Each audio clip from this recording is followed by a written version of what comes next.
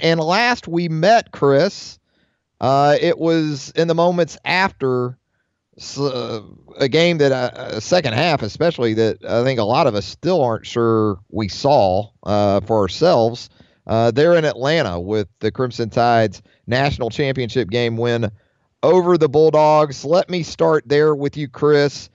Give me your vantage point in the stadium when Tua Tagovailoa connected with Devontae Smith for that game-winning touchdown. Were you on the sideline? Were you in the box? Where were you when all that went down? I was on the sideline. I had actually been on the other side of the field when the missed field goal happened, and I honestly didn't realize he had missed it until I heard a Georgia fan scream behind me, "Oh my God, he missed it!" I scrambled to the other side of the field, and I made it there right in time. And as I pulled up on kind of the left half of the end zone, the ball was in the air, and I was watching it. And he landed, and like about 2 seconds later, I saw a cameraman get run over by an Alabama player running off the sideline. And it was one of the craziest things I've ever seen. It was awesome. You know, that cameraman was one of our guys at BamaOnline.com. That was Stuart McNair. He lives in YouTube history. Yeah, that was Stuart. Oh, man. He was trying to position himself there, you know, to really get the reaction, and he got trucked by Irv Smith Jr. So we'll always have that for Stu. I know he appreciates that, but Irv was always a heck of a blocker, so I guess yeah. It went viral pretty quickly, Chris. On the heels of what we did see in the second half of that game, so much in the next couple of months, as we both know, Chris, is going to be made about this situation with Tua Tagovailoa and Jalen Hurts. As we sit here in late January, what is sort of your early expectation for how that deal will play out behind center here at Alabama? I think it honestly just not up for Nick Saban to decide. I think if you used your eyes during the national championship and saw what happened when Alabama played a really good defense, you saw that one quarterback, Tua, was able to execute the system and kind of open up the field a little bit more with his ability to throw the ball, and Jalen struggled. And you have to have a ton of respect for what Jalen's done in his career. I believe he's 26-2 as a starter. I don't think you're going to find many people with that record anywhere. But Tua obviously gave the offense something a little bit extra and kind of opened up the playbook. And with as many playmakers as Alabama has on the outside especially, I think that's something you have to look at if you're Mike Locksley in this situation. And who knows, Jalen could win the job in the spring, but I'd be surprised if Tua didn't kind of continue the momentum. Just today, your Thursday 10, which you can find at 247sports.com, Chris with his Thursday 10, a way too early 2019 NFL draft big board. And just from looking at this list of 10 players, one winner that you would expect in the Clemson Tigers with Dexter Lawrence, Christian Wilkins.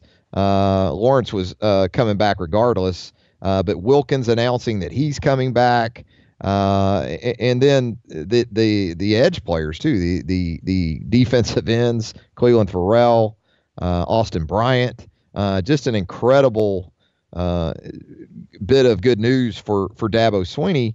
But talk about Clemson, what it brings back based on this draft big board, but then also a couple of Ole Miss players that you have in this top 10 looking ahead to the 2019 NFL draft. Yeah, well, I guess first of all, that shows how well Hugh Freeze recruited at times during his tenure. No matter what you want to say about the guy and how it happened, he got some talent. I'm from Texas, and I remember Greg Little as a high school prospect just mauling people, and he is still a hell of a tackle. And obviously, A.J. Brown's a heck of a receiver. And Shea Patterson headed out, but quite the quarterback as well. But in terms of Clemson, I think with all those guys coming back, I think the first thing that says is what kind of program Dabo Swinney's managed to build over there. When you got guys, a guy like Farrell and a guy like Wilkins would have been a first-round pick this year most likely, maybe a little high, like a little farther back in the round. But for them to turn down millions to come back and play another season in Clemson says a lot. And they're going to have, again, the meanest defensive line in college football next season. If Kelly Bryant can take another step forward in the offense, or somebody else like Trevor Lawrence steps up, at QB, Clemson again is going to be a national title contender. That team is going nowhere. I guess if you're Nick Saban, Chris, you're kind of happy not to see one of his guys on your top 10 for a change, especially when you talk about underclassmen, although you also have a section of prospects that you gave consideration to. Raekwon Davis, the defensive lineman, qualified for that, and you also had Jonah Williams in sort of that next group. But really, again, based on what we saw in Atlanta, there's a good chance, isn't there, for sophomores to kind of steal the show? Not just Tua Tagovailoa either here at Alabama. Yeah, it's kind of crazy. I said that going into the year, and I think several people have, that Alabama was going to be really good this year, but this wasn't the best version of Alabama. I think you'll see that in a year or two once this defense matures again after reloading, especially with the young skill talent on the outside like Henry Ruggs, Devontae Smith, Jerry Jeudy.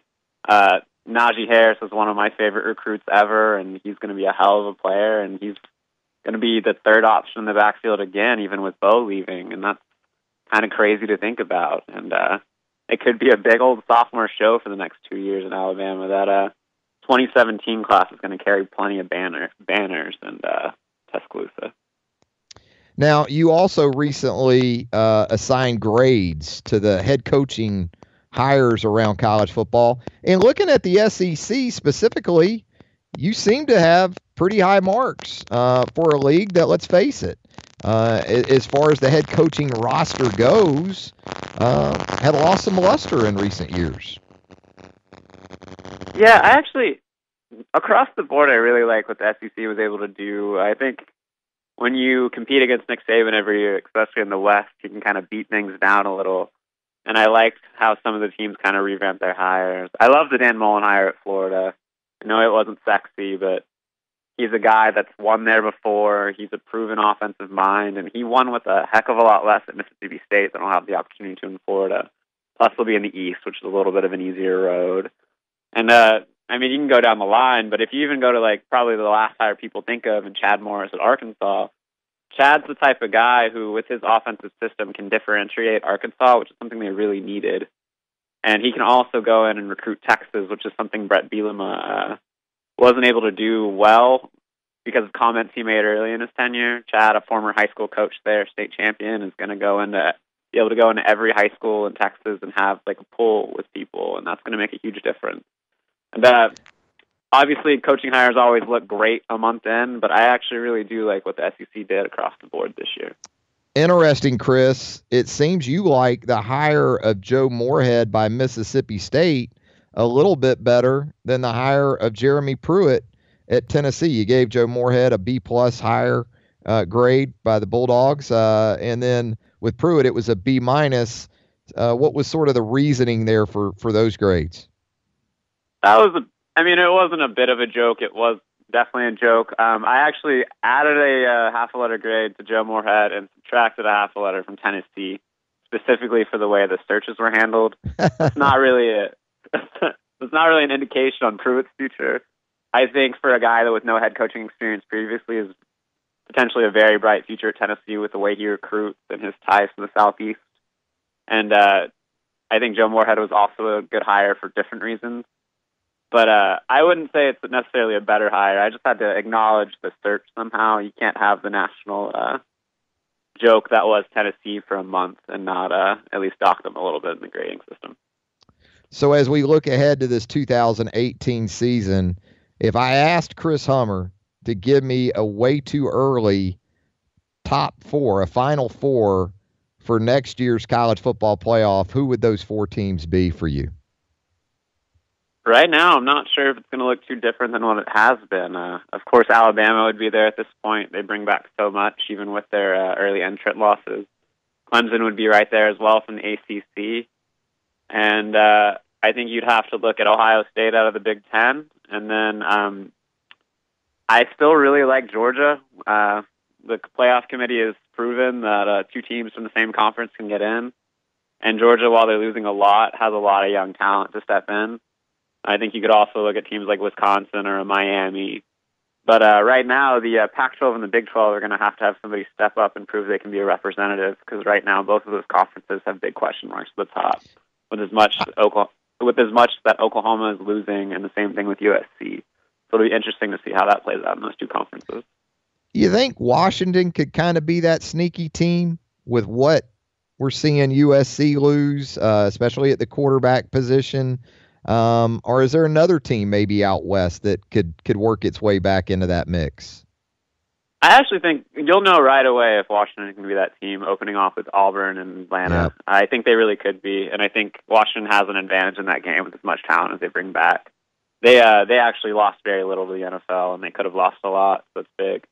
I'm a big fan of Stanford. I know they're always that team that people point to every year, and they're like, that could be them. But I think with Bryce Love coming back and KJ Costello, who I think is their best quarterback since Andrew Luck was there, can open up the offense a little bit more vertically. If they can mitigate some losses defensively, I think Stanford could be a sneaky pick out west. Never too early to look ahead to that opening weekend, is it? And you touched on it. Auburn and Washington in Atlanta has a chance to be a great, great football game. Auburn actually favored, I guess, by 4 early here. But in terms of those games, Alabama and Louisville and Orlando, you've also got Michigan and Notre Dame coming back on our schedule for us as college football fans. Miami and LSU has a chance, I think, to be a really good game. What's the top matchup, in your opinion, of those opening weekend games? I think you have to look at Auburn, Washington. I think that's 2 top 10 teams to open the season. I think it'd be very entertaining, and I think it's going to tell you a lot about both of those kind of teams that we might look at fringe contenders coming in. Notre Dame, Michigan, I think is probably second on my list, but it's going to have more national intrigue. Jim Harbaugh and Brian Kelly both are going to have a ton of pressure on them coming into this season. Notre Dame is losing a ton. Michigan is bringing almost everybody back. There's the Shea Patterson potentially intrigue that's going into that matchup, and both those seats could get maybe not hot, but they can get you got some fan bases over there that'll get on them pretty quickly if that game doesn't go their way. So I'm very much looking forward to that one.